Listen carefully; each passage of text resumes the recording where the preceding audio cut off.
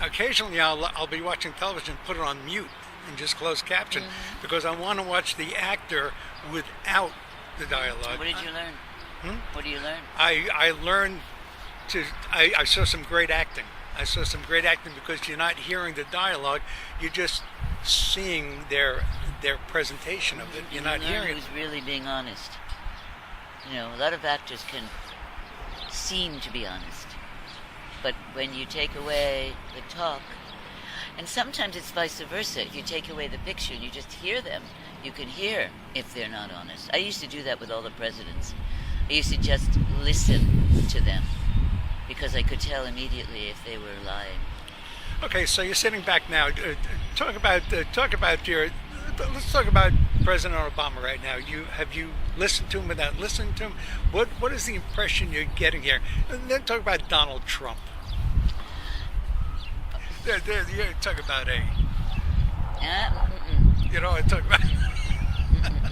You mean talk about what he sounds like? Talk about the way he's very well trained in power.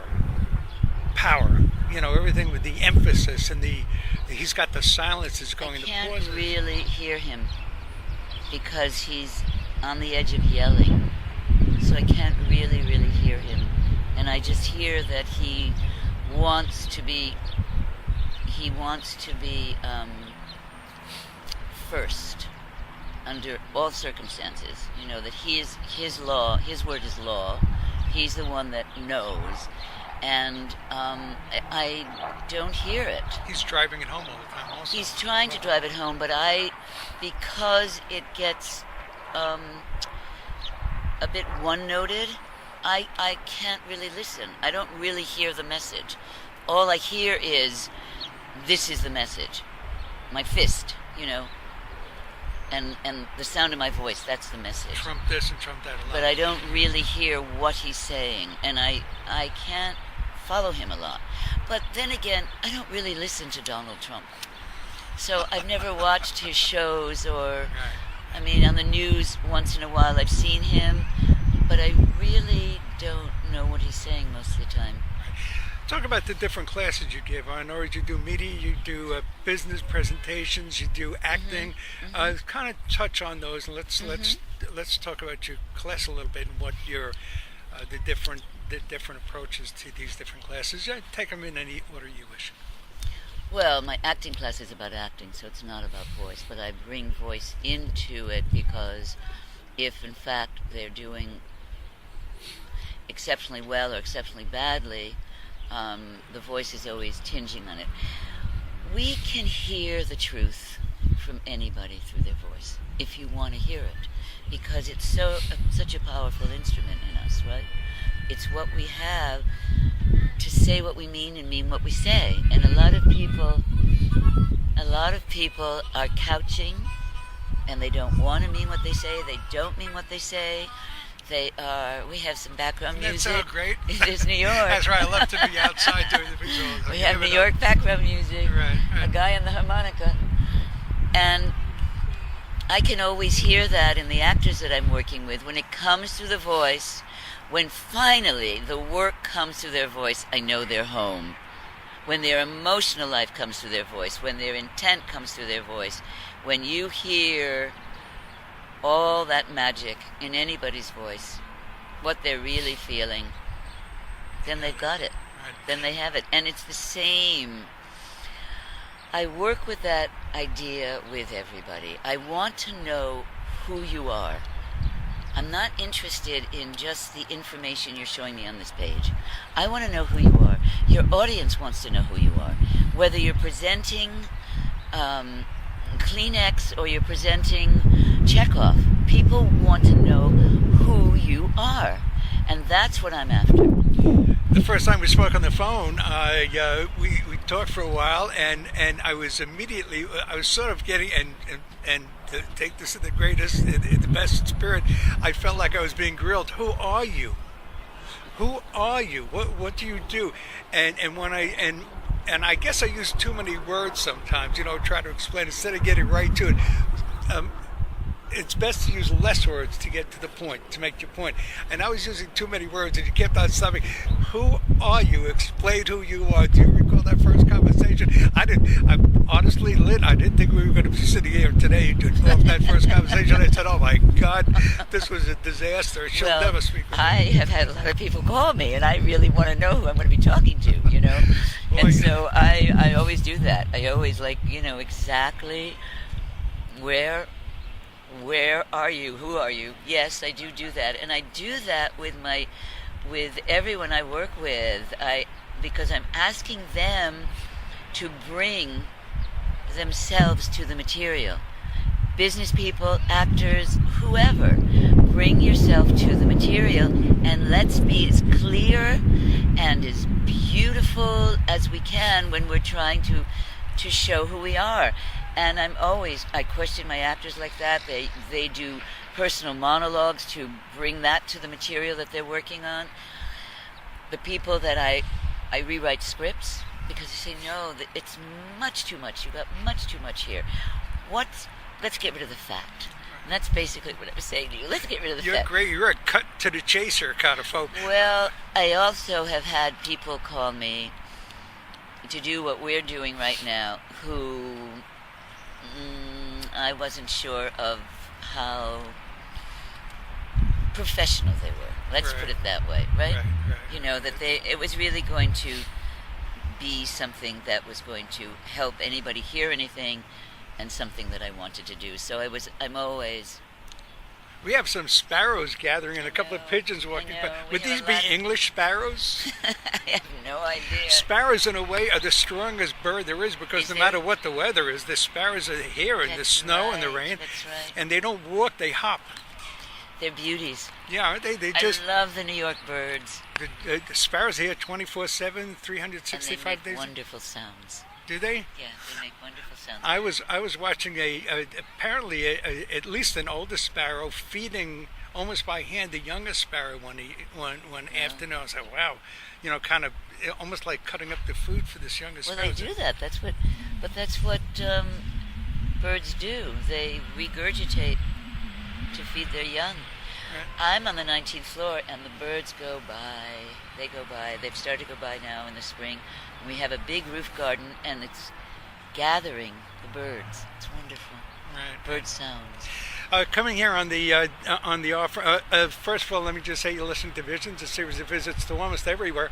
I'm your host and fellow traveler, Herb Malsmans. We're at Chelsea Pier. We're sitting outside with a few sparrows, a couple of sparrows looking on.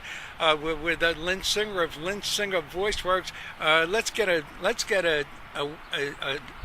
website. Let's do that, and then we'll do it at the end, and then we'll go on from there. My website is Lynn Singer, lsvoiceworks.com. lsvoiceworks.com. Sounds like it works. Voice works. Coming over here in the subway, you know, oftentimes there are folks coming on with looking for handouts and looking for the first time in a long time, and I haven't.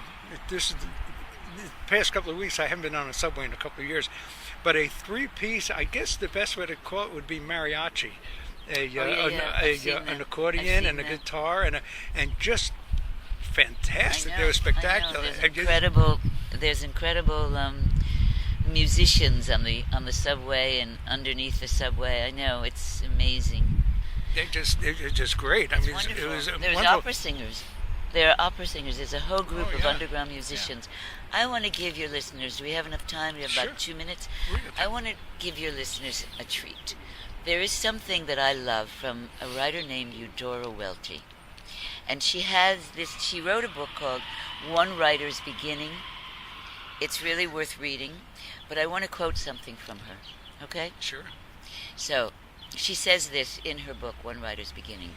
She says, at around age 6 perhaps, I was standing by myself in the late summer day when the sun is already below the horizon and the rising full moon stops being chalky and begins to take on light. There comes a moment, and I saw it then, when the moon goes from flat to round. For the first time, it met my eyes as a globe, The word moon fell into my mouth as though fed to me out of a silver spoon. Held in my mouth, the moon became a word. It had the roundness of a Concord grape. Grandpa took off his vine and gave me to suck out of its skin and swallow whole. In Ohio, Eudora Welty. That's what I want you to learn about words. You can feel them everywhere you are, in your body, and the power of them. Isn't it beautiful? Even the birds have gathered. Yes, they have. They want to hear it. Yes.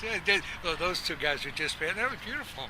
Thank you. Thank you. I wanted to close with that, but I want to continue a little bit. I was really Fat bird. another guy coming Very past. big fat bird. Boy, he's kind of chunky. Yeah. And a sparrow showing up. I wish it would come on my finger. Look at this. I guess. I'm drawing them. See the sounds. They love the sounds. Because listen to the birds. And the trees. They're going to start. Those trees are so beautiful when spring really springs. Is spring going to happen? Yeah. Spring is where? Spring is where? What is going on with spring? It's just April. Let's go back to the subway for a moment, and then what I'm going to do is, folks, let me give you a heads up. I would like you to do that piece again, and then we'll close with that. You want me to do it twice? Why? Yeah, because I'd like to close with that. I'd like that to be our final thought. Okay. So, folks, you're going to hear it one more time before we close, and I'll give the outro, and then you can close it. I want to go back on the subway for a moment. People that are getting on the subway to panhandle, that is also something that has to be trained. The story and the way it's brought across, and how it's performed. It's always interesting as to who gets the money. There are some people that walk through the subway car, and people just give to them. But I think, again, they can tell when someone's honest. It's not so much what they're saying, but when they're honest. Yeah. I mean, that's what I feel. When I give money, it's because I really feel that person. I always keep change in my pocket. You know, you have to when you're walking around New York. But I always feel that. But they're really sincere. They're trying. They're wanting to make a difference. They're not just thinking, well, got nothing to do today, so I'm going to go out and get some money on the subway. And there's big money to be made on the subway. You think? I think so. What do you mean by big money? Well, I'll tell you what. If you have a pretty good story, and it's always good. Look at the bird. Look at the gathering here. If you have a good story, especially if you have a child in tow, if you have the right look, you have 8 or 9 cars to a subway train, to 8, 9 cars. You got to be able to do a $50 a car. I mean, with any kind of story, you got to make 50 cents a car. Well, 9 cars, and you hit 40. You're getting ready to do something. You hit 42nd Street. You can hit 50 if you're really industrious. Take a little break. You can do 50 trains a day. And I guess look so. at it. I guess so. So $4 a trade, $50 and tax free. At the end of the day, you got yourself a couple $100, and we're talking minimum. That's pretty good money. What do you think? I think you should go on the subway. I think that's what I'm going to do. You should be interviewing them. Yeah, I'll tell you what. I think that would make a very good story. At the very least, it'll help me pay for my Metro card that I just picked up. Okay. Do you have a favorite class you give? Is it media? Is it business? What gives you the most satisfaction? What is the most? What it is that when the challenging.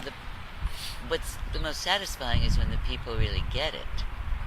I worked with a woman. I'm starting to Skype, folks. Uh-oh. I'm starting to Skype. I'm working with people Skyping, and I worked with a woman yesterday on Skype, and she just gets it.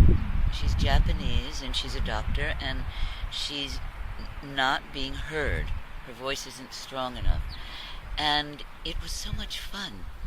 It was so much fun because all we have is Skype to see each other and to see the background in our apartments, but she was really understanding what I was trying to do with her, and that's what is exciting, is when the the message is there. So you can Skype your classes as well? You can Skype I'm your... Skyping the private classes now. I haven't tried Skyping a group class. How does that work?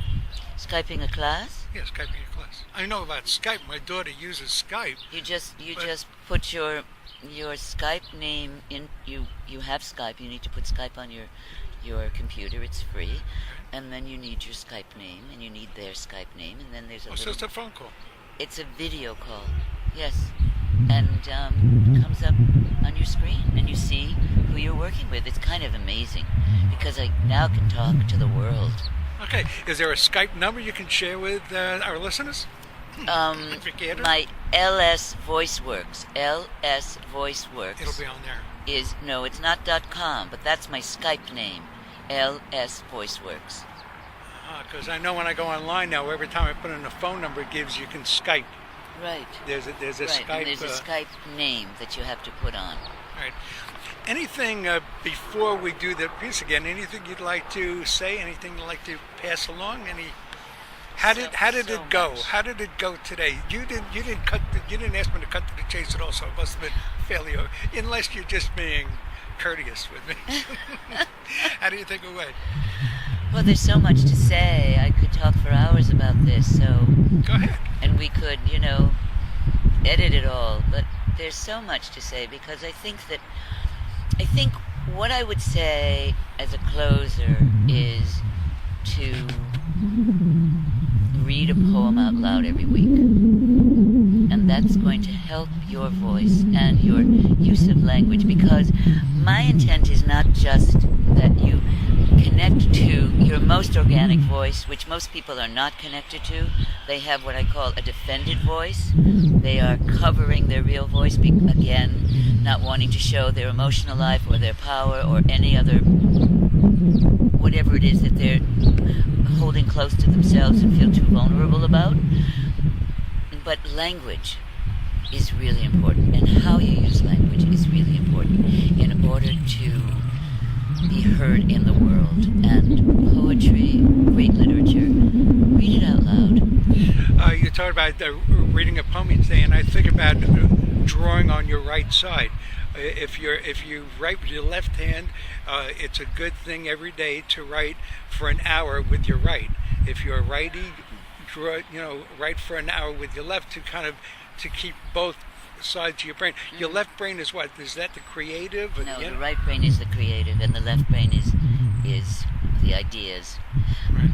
Is the intellect. Right. And speech actually is in the left brain, and I'm always working to nudge it and push it and pull it and coax it and question it over to the right brain so that your emotional life and your spirit life comes through your words. Because if you're just in your left brain with how you speak, you're in your mind, you're in your throat, you're not with the rest of you. So we want that balance. How do you do that? LSVoiceWorks.com. So you'll show folks how to speak with your. So you said the voice. I want the balance of the right and the left brain. That's what I was talking about when Eudora Welty is giving her piece about how the word can be in me. That's the right brain. Because most of us think of language as from our throat and what we think. I'm thinking today is gray. We are at Chelsea Piers. It's coming through my throat. I'm not feeling those words go through my body. What does that mean? Today is a gray day. We're at Chelsea Piers. What does that mean when I really take that into my entire body? It's a different feeling. It has a different response. It has a different vibration. Okay. I think we learned something here today. I hope. You've been We've listening. been talking a long time. I hope we've learned something. You've been listening to Visions, a series of visits to almost everywhere. I'm home. I'm in my hometown. I went walking in the wrong direction to go to West Side, but I saw the Empire State Building. I said, well, this must be right. And I was turned around and sent in the opposite direction. We're here at Chelsea Pier, 11th Avenue, and Chelsea Pier is actually sports and entertainment complex here on 11th Avenue and 23rd Street. We have just spent, I I guess I don't know how long. I can't see my time over here. But we have spent these moments with Lynn Singer of Lynn Singer Voice Works, and Lynn, your website one more time. LS Voice Works. Lynn Singer Voice Works. If you just put into Google Voice New York City, Lynn Singer comes up. Got it. And I'm your host and fellow traveler Herb Malsman, and with that, let's close out this really fascinating piece with the voice and talents of Lynn Singer. This is a piece from Eudora Welty, one writer's beginning, and she speaks about how she first felt the power of the word within her. At around age 6, perhaps, I was standing by myself in the late summer day when the sun was already below the horizon and the rising full moon stops being chalky and begins to take on light. There comes a moment, and I saw it then, when the moon goes from flat to round. For the first time, it met my eyes as a globe. The word moon came into my mouth as though fed to me out of a silver spoon. Held in my mouth, the moon became a word. It had the roundness of a Concord grape. Grandpa took off his vine and gave me to suck out of its skin in Ohio.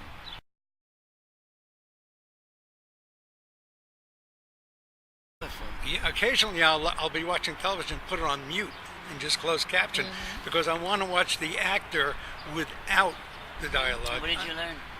What do you learn? I learned I saw some great acting. I saw some great acting because you're not hearing the dialogue, you're just seeing their presentation of it. You're not hearing it. Who's really being honest.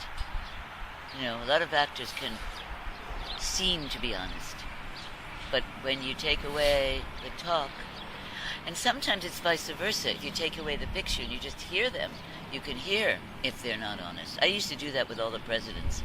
I used to just listen to them because I could tell immediately if they were lying. Okay, so you're sitting back now.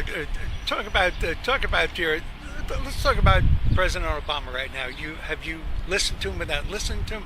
What is the impression? Edge of yelling, so I can't really hear him, and I just hear that he wants to be first under all circumstances. You know that his word is law. He's the one that knows, and I don't hear it. He's driving it home all the time also. He's trying to drive it home, but because... You're getting here. And then talk about Donald Trump. You talk about talk about... You mean talk about what he sounds like? Talk about the way he's very well trained in power. You know, everything with the emphasis and he's got the silences going. I can't really hear him because he's on the. It gets a bit one-noted. I can't really listen. I don't really hear the message. All I hear is, this is the message. My fist, you know, and the sound of my voice, that's the message. Trump this and Trump that. But I don't really hear what he's saying, and I can't follow him a lot. But then again, I don't really listen to Donald Trump. So I've never watched